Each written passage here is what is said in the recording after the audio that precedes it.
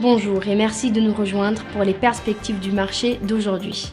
Thomas va nous rejoindre, puis la salle des marchés, pour nous parler des dernières évolutions. Thomas ?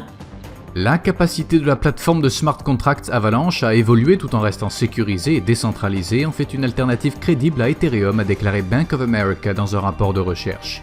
La plupart des actions asiatiques ont chuté et les futures sur actions américaines ont vacillé, les traders se préparant à un retrait plus rapide des mesures de relance de la Réserve fédérale.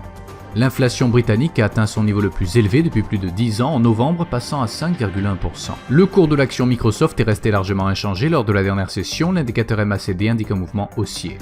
La paire euro-dollar a connu une légère baisse de 0,1% lors de la dernière session, selon l'indicateur stochastique RSI, nous sommes dans un marché survendu.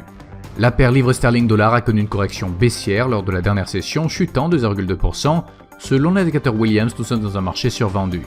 Le dollar australien a gagné 0,3% contre le dollar lors de la dernière session. L'indicateur REC indique un mouvement baissier. L'évolution de l'emploi en Australie sera publiée à minuit 30 GMT. Le PMI manufacturier de market aux États-Unis à 14h45 GMT. La décision de la BCE sur les taux de dépôt dans l'eurozone à 12h45 GMT. Le PMI market des services en Grande-Bretagne sera publié à 9h30 GMT. Le résumé de la politique monétaire en Grande-Bretagne à 12h GMT. La décision de la BCE sur les taux d'intérêt dans l'eurozone à 12h45 GMT. Nous espérons que vous avez apprécié nos perspectives du marché d'aujourd'hui. De la part de toute l'équipe, nous vous souhaitons une journée de trading productive.